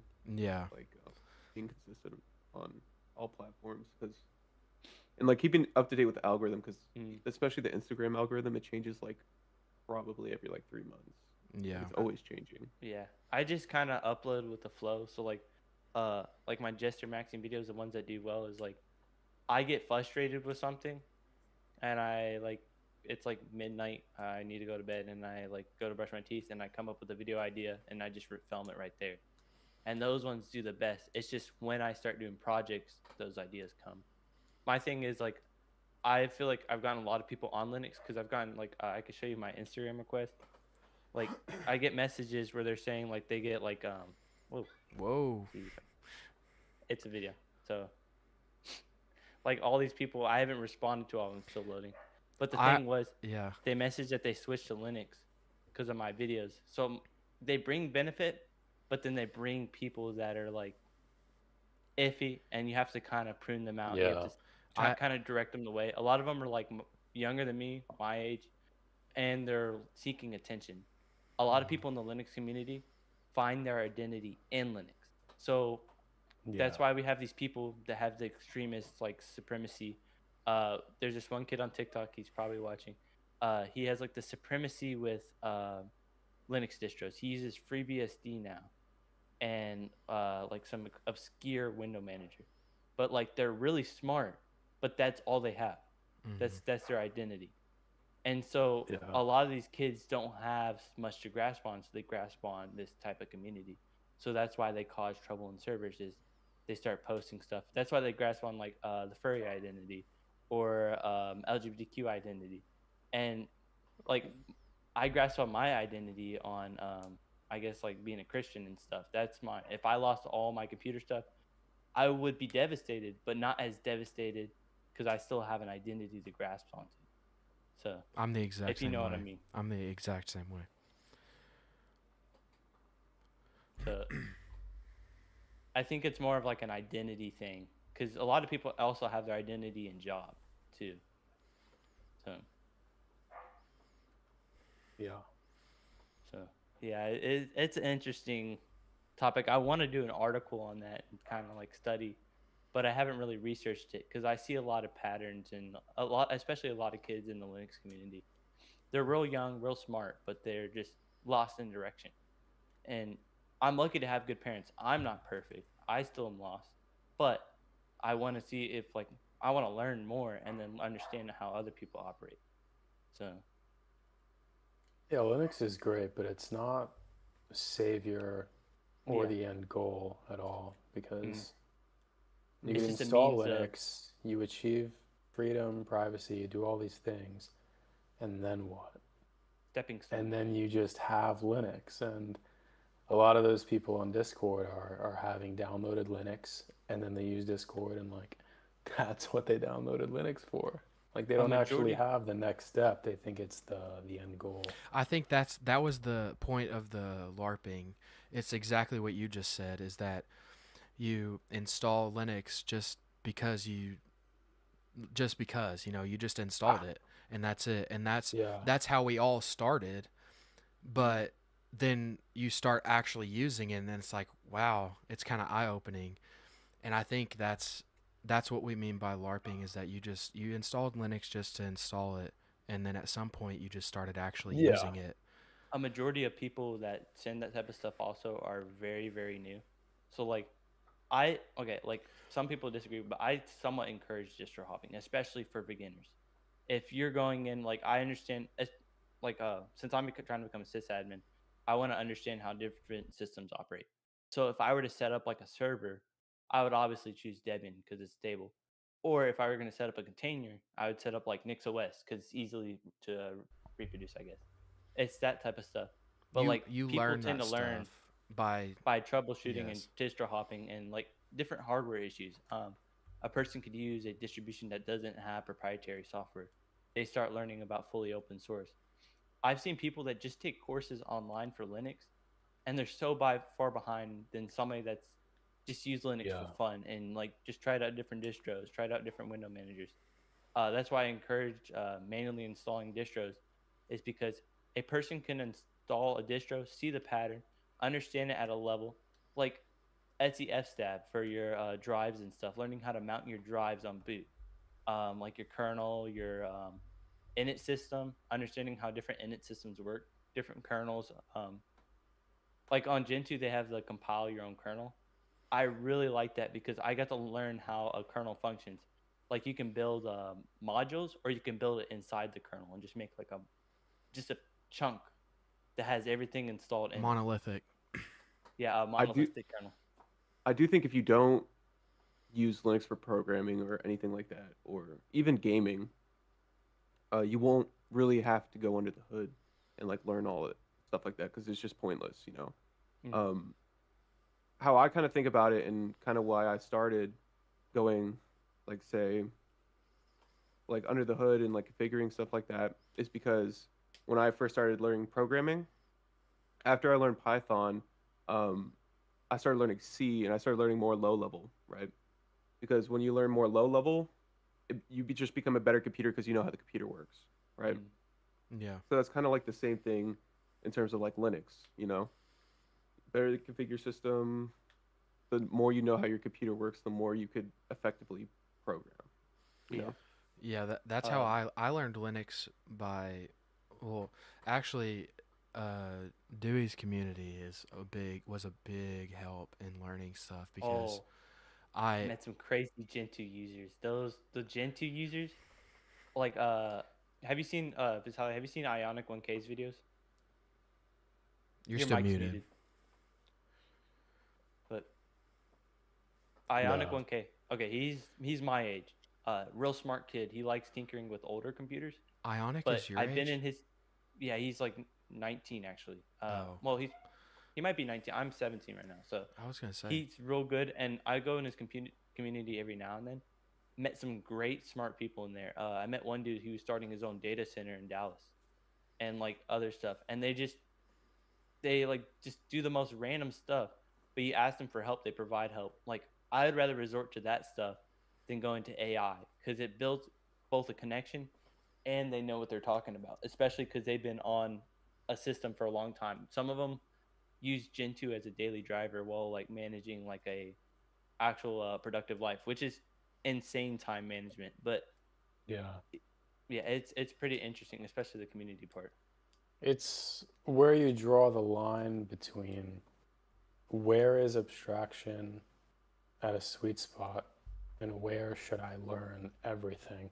Because computers abstracted so much away from us where nobody is really building programs in assembly. I'd say a majority of people who want to deploy quickly would use Python, but then there are people who are in C who would say Python is too abstract, like you don't actually know how a compiler works. And it's like, I don't really want to. I kind of just want to code faster. And then somebody using AI is another level of abstraction over Python. Yeah, And those I feel people like would say, you don't know how Python works. It's, I guess, for whatever you're doing, there is a line between what do you want to learn, what is necessary to learn, and what is productive. I think Because if there's a I were necessary stepping to, stone too yeah, for Yeah. like certain coding stuff, like you mentioned about the assembly thing. A yeah, person that's gonna do a system, especially for like let's say you're a dev and you're pushing commits for the Linux kernel. I would want you to understand yeah, that's assembly. a I would case want where you, assembly would make sense. yeah, But also, Vitali, like, you know, there's also more benefits to see, or like if you're gonna go low level, God forbid, Rust. Um, Rust is horrible. like they're compiled into binaries instead of like, you know, Python where it's translated. So you like experience like more significant speeds and stuff like that. And Sure. like more like how I think of C is like you could build stuff in C for more like low level or like embedded projects. But when it comes to like if you were just like a regular software engineer, you could actually benefit from learning like lower level languages like assembly and you know C because you know you learn about how the computer controls memory, how you know just everything Yeah, works, you know? There's like a yeah, necessary friction because have you seen Bash Bunny on YouTube? She's a dev on like she does no, dev content. She mentioned a video because she's learning how to code, or she's like pretty like influential in the coding space. She had mentioned you can't learn without friction. So you're building these yeah, of course. projects using AI in these projects. Like I use AI in my stuff, my projects, but when I avoid friction, I don't learn. And I feel like assembly and C are somewhat necessary stepping stones for a next level of coding. If you're doing just Python, I can understand some reasoning with AI, especially with scripting, because Sure. I personally like you may be different and you may understand Claude Code and Open Code a lot better than me.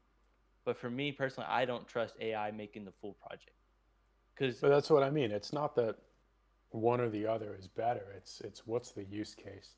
yeah, I think it's Right. the same exact issue with people who are under the impression that OPSEC is like a binary true or false, where OPSEC is heavily dependent on a threat model. It's using AI, I don't think is inherently good or bad. It's do you need to use it or is it a crutch?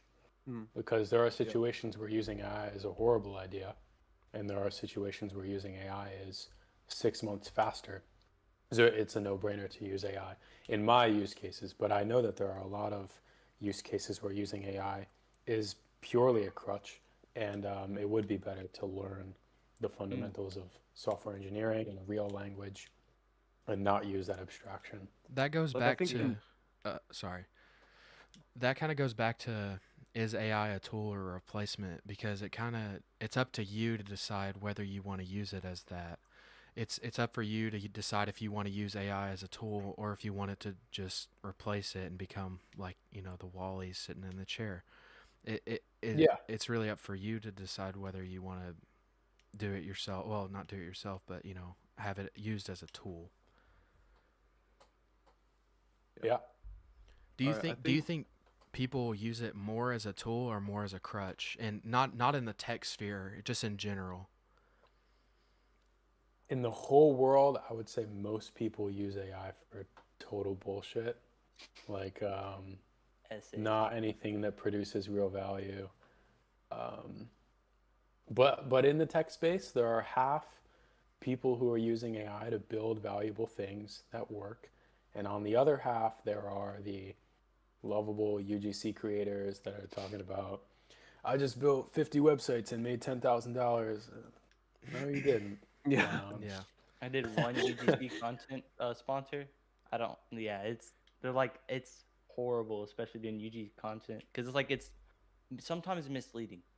Uh, Yeah. I know some people that do UGC content. They can do that and make money, but it's like slop. It's a lot of slop, and they give them the I've same never taken script a too. sponsor because if a product is good enough that I'd promote it, you don't have to pay me. Yeah, But if you have to put money in my hands before I consider if it's good enough to promote, it's probably not good. yeah. I got Like if you this went to a microphone was a restaurant and they sponsor. said that they would pay you to eat there, like what's the catch, you know? Mm. I have a sponsor with Five Fine, Me too. and I kind of just message them. I see a product, and I'll post videos on it because I like their products. But if I get a free product out of it, I'll do it. That one's kind of like iffy. Um, but like the other sponsors I've done, like I've done one's an AI company. It's a good AI company. It's just when I do it, AI is a touchy subject. A lot of people don't like AI and that type of stuff. So Yeah.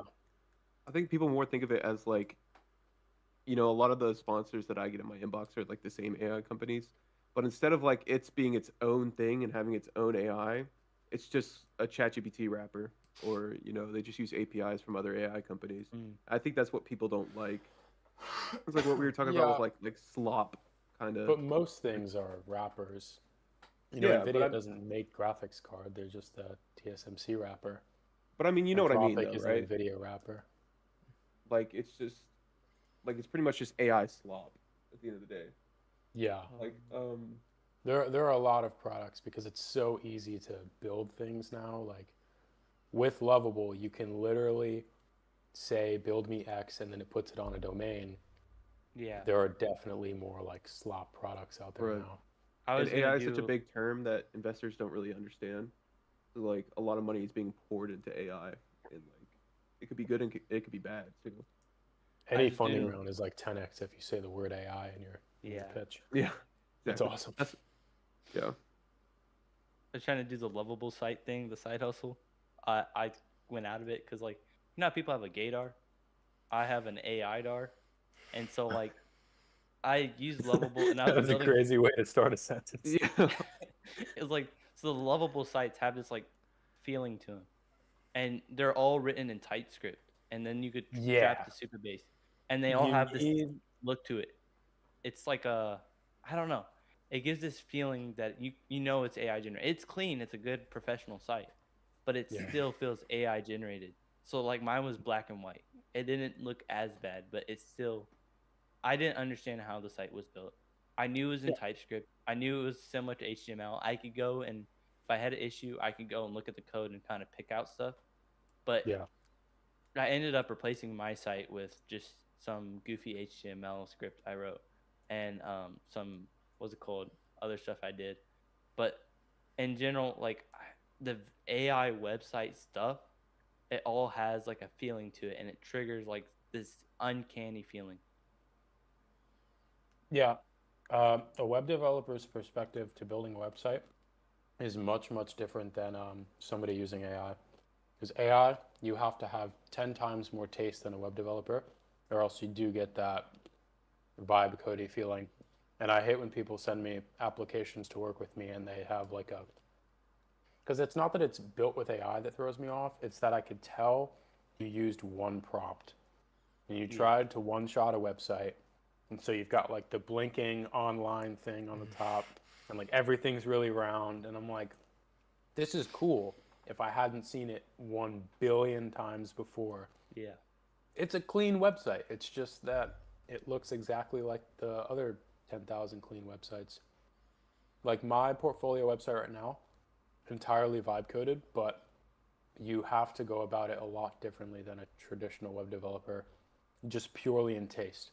Like the first thing that you have to do is get rid of the vibe coding, tasting, round corners and the same fonts. And AI loves purple for some reason, like off black purple. It's like always that color. Yeah. Like I have All right, my site. Wait. Go ahead. I think we should. They've been asking for us to answer questions, from them. Yeah. So I think that's where we should wrap it up. Yeah, we after can wrap it answer up with some questions. Yeah, just say any questions you guys have for us in the comments. Questions. Just start spamming them. Yeah. I'm gonna be the next big 23 thing. people watching. Okay, Vitali, somebody asked, how do your agents work, and then what is your agent setup looking like? What's your orchestrator and researcher, etc.? I'll just get this off my chest. I hate when people on Instagram post, I just built Jarvis and it's an obsidian graph with 1 million nodes open. And I'm like, what the fuck are you doing? It's like, it's just a very, it's like Edex UI of agents. Yeah. I don't do any of that bullshit. I have one OpenClaw that uses Claude, and I have one Hermes that uses a local model, and I have one self-built program that just shows me when they're online, what they're working on, and a visualizer of my GitHub, Vercel, Supabase, Cloudflare, so I can see the chain in all of my projects and make sure that nothing is broken. That's all it is. I think people overcomplicate the hell out of agents, and as soon as people discovered like Obsidian and building these like giant UIs where there's like a fucking like military radar in the corner and it's like, hello sir, I am your AI agent. Like nobody's really doing that and making money. Right. Someone said, "Will I make?" They're asking me if I would make a burnt peanut OS. No. If I did, it'd be on OpenSUSE Tumbleweed. They said, "What would you say to someone trying to grow their own tech community?" Good question. Honestly, just post. You have to do something different. Yeah. Yeah. Be yourself Yeah. and post. Be yourself and post. Honestly. Yeah, that's. I don't think Multiple people have asked me like, because I'm not that big of a creator. You know, I just passed 2K followers last night, which is not anything crazy, but Yeah, it that was is in the good. span of a few months, and people ask me, you know, like, what's the method? I'm just like, I just posted what I thought was good. Instagram is the best too for posting because Yeah. I don't get as much traction on TikTok. I have less followers, less views, but it's easy for me to get 1,000 likes each video, especially when I have a good video with good quality. Also, It's- definitely reach out to bigger creators. Yeah, that's yeah. That's also like a big thing. Like when I first started, like I started reaching out. Sorry. Just literally reach out to people. I mean, like, network with people, and then like learn off them. Like that's kind of how I started. Was like I ask people for advice, and like they lead you to more people, and then like you're kind of just like in that like community of just like creators on TikTok or like Instagram with tech. That's what got me here. I mean, all three of you have like crazy X amount of the followers that I do, and it just got me into the space really well. Just reaching out to people and talking, not being afraid to put myself out there a little bit. Explosive Dolphin asks, I had asked previously, but what is the scope of a delivered product? Are you shipping desktop applications, web apps? And there, question mark. So, Is that for I don't- me? Yes. I think it's for you, yeah. Mostly websites and internal applications. The majority of what these businesses want are just things that already exist, but they don't want to pay a subscription. So I build it for them once for like $1,000 to $5,000, and then they just pay me once, and it's done. And then if it's a website I'll charge for hosting monthly and SEO monthly, and they don't have to touch anything. So like there are simple serverless like infrastructure that you could pay a subscription for, but they don't even want to touch that. You know, like the average blue collar guy does not want to make a Vercel account, has no idea what GitHub is. He just wants like a clean running business. Like one of my biggest projects was building a local AI for an HVAC company. And essentially all we did was build a pipeline of all of their data, and it had to be local to be HIPAA compliant. You can't just like plug OpenAI into like user data into one server that I physically built for them. And this was also a 5060 Ti on Ubuntu server. And it was just a pipeline that was Olama analyzing the data, and it would send him an email about everything that went on through the week. And he could send a message back, and it would use like an MCP server and tool calling to just do simple things that he didn't have to be in the office to do. And as a blue collar guy, you don't say all the bullshit that I just said. You just say, you can text your company and it'll do things for you. And they really need that simplicity. These guys are very talented, but they don't give a shit about technology. Like they don't want to touch a computer. I might look at building. I got to build some internal apps for my school and stuff. I was gonna put together a ticket system and do it for future students because I graduate next year, and so if I'm not able to be there all the time, to at least help fix issues, because a lot of the people there are not technically competent. So when I'm there, most of the time it's basic issues. But when I solve an issue, I want to document it and create a ticket system and hopefully get accredited for it. But yeah, Pretty that type cool. of stuff. But I might do like a omnicoder or something like that. But I was trying to learn C during the summer so I can get some basis for the at least just how to syntax stuff. Because a lot of things I've seen is like C is a stepping stone for other languages. Because a basic UI in Python with Flask would suffice for that type of stuff.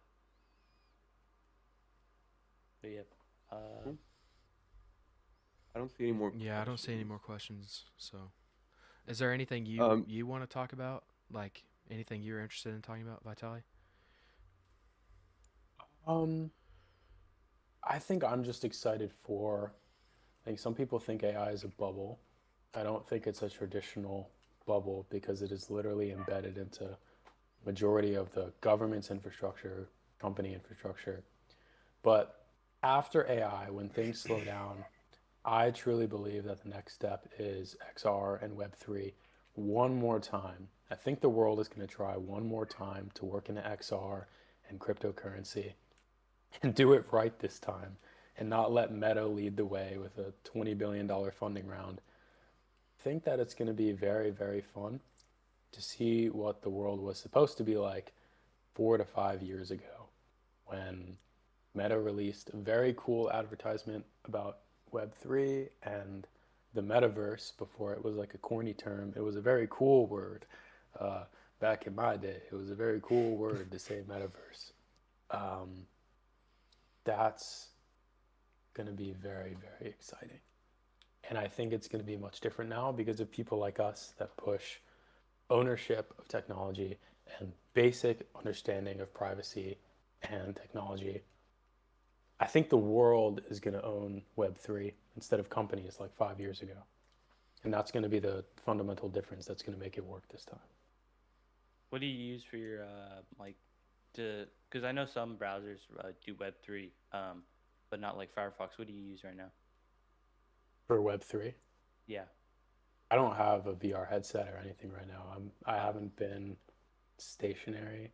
Like if you scroll down my Instagram, I haven't been in like the same place for more than like 2 weeks. I've just been traveling everywhere recently, but Do you I like would own a place? probably, Like have that place just then you just go back to that place, or you just like travel and then stay a place for a couple weeks and then travel and stay a place? right now, just wherever I end up. Like I That's actually seems was, chill. yeah. Yeah, I moved out when I was 18 and lived on my own, and I hadn't traveled at all.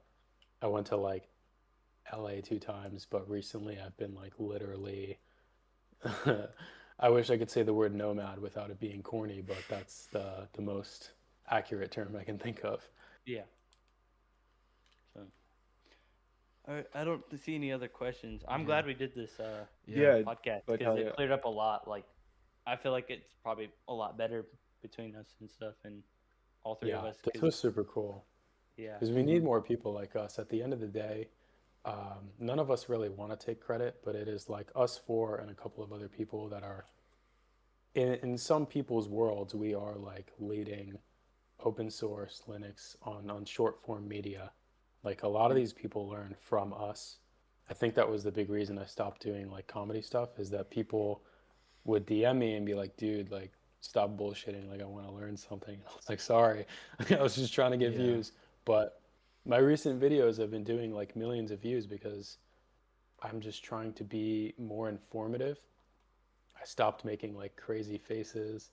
That was one of the top comments on like the video I made last week was like, stop doing dumbass faces. And I was like, the but that's stare what down gets face. views, man. Yeah. What were you gonna say? But in a lot of these people's worlds, like they are learning from us. Like we definitely have a responsibility to put out as best information as we can. And I think it's awesome because all of us, like none of us wanted to teach random people on Instagram how to get into Linux. We just posted our own stuff and then we kind Yeah. of assumed the role. Yeah. It's like they gave us the role of being the people who spread this kind of information. We have a cool Right. role now. I started learning from my viewers sometimes. I met Yeah. one new to my server. He's from Europe and stuff, and he started just dropping elite ball knowledge on stuff. He wasn't able to watch the live, but he was telling me, asking me if we were recording it.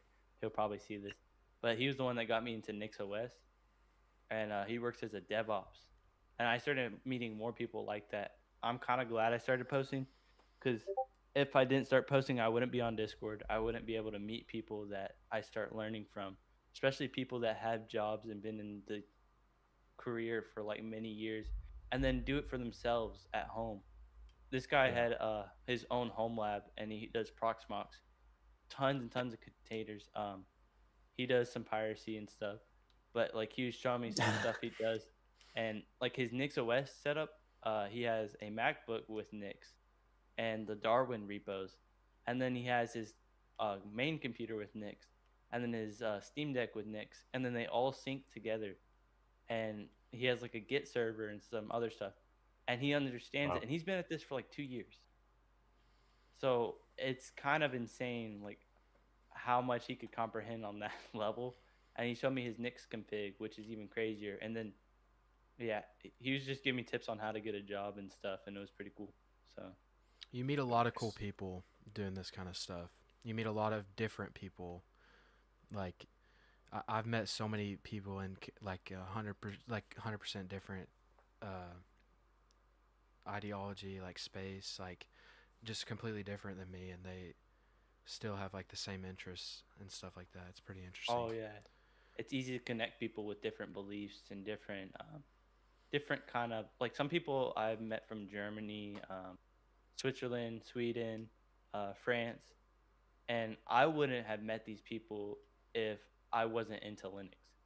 If I wasn't like in this community of tech, it's just that type of stuff.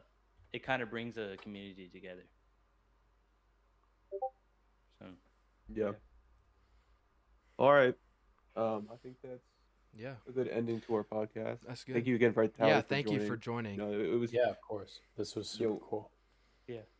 you know, All right. All right, hold up. I'll see y'all later. Yep. He's gonna see you. All right. Bye, guys. See you.